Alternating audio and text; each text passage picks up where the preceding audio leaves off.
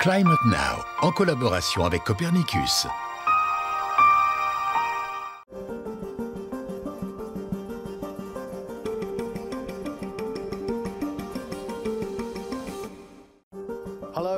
Bonjour et bienvenue dans Climate Now, notre rendez-vous mensuel sur ce qui se passe réellement sur notre planète. Au cours de cette émission, des experts nous parleront des liens entre le coronavirus, la pollution et le changement climatique, comme Oksana Tarasova qui nous expliquera que l'impact de l'arrêt de l'activité économique sur les niveaux de CO2 atmosphérique sera probablement très faible.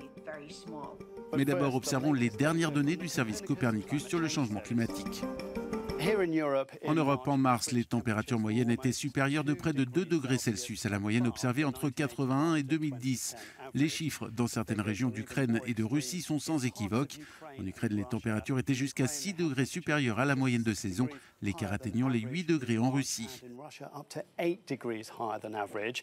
Dans ces régions, le climat s'est également avéré plus sec qu'attendu. Nous pouvons constater que l'humidité du sol et l'humidité relative sont en baisse pour cette période de l'année. Le mois de mars est une période propice pour observer la glace dans l'Arctique, car c'est le moment où la couche de glace de mer est la plus étendue. Sur cette carte, la région arctique, les zones en rouge sont des zones où il y a moins de glace que ce à quoi on pourrait s'attendre. Ici, autour du Svalbard, il y a au contraire plus de glace. En général, la tendance est à la baisse. Ici, nous pouvons observer des anomalies depuis 1979. Et vous pouvez voir qu'il y a jusqu'à 6% de glace de mer en moins qu'attendu. J'en viens maintenant à notre enquête où j'ai entrepris d'étudier l'impact réel de la pandémie sur notre environnement.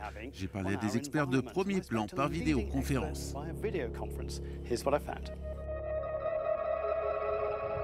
J'ai l'impression que l'Europe est dans l'impasse. Les rues normalement remplies de véhicules sont vides. Les pays se sont cloisonnés. Forcément une bonne nouvelle pour l'environnement, me direz-vous? D'une certaine manière, oui. Les images du satellite Sentinel-5P montrent maintenant comment les niveaux de pollution de l'air par le dioxyde d'azote ont chuté en France et en Italie. L'air des villes est plus sain, c'est une bonne nouvelle, pour l'instant. Je ne pense pas que l'on puisse dire que cette diminution ait une signification à long terme. Toutefois, à court terme, je pense que ces diminutions sont utiles. Le niveau de pollution de l'air affecte la santé cardio-pulmonaire en général. Donc avoir moins de pollution à un moment où ce virus est présent ne peut être qu'une bonne chose.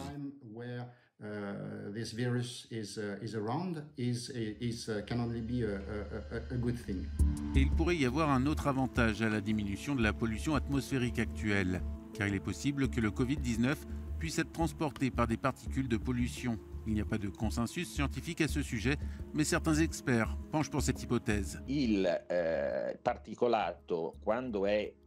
Les particules, lorsqu'elles ont une certaine densité et qu'il y a beaucoup de pollution atmosphérique, peuvent être considérées comme une sorte d'autoroute pour l'accélération de l'épidémie.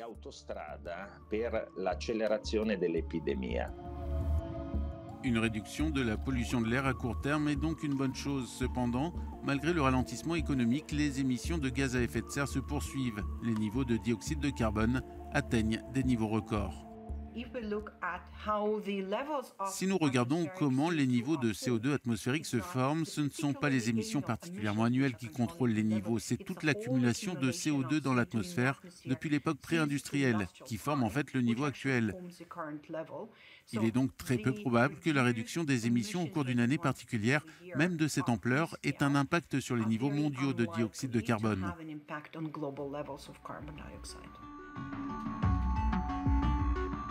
Cette pandémie de coronavirus a eu un impact immédiat et important sur notre quotidien personnel et professionnel.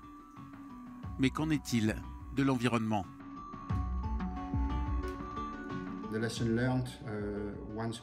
Les leçons apprises une fois cette crise derrière nous seront très importantes pour repenser le problème de la pollution de l'air.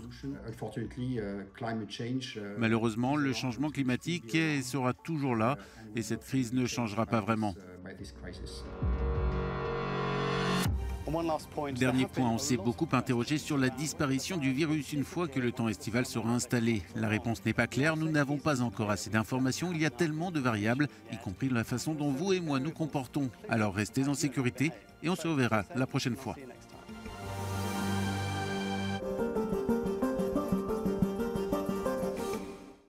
Climate Now, en collaboration avec Copernicus.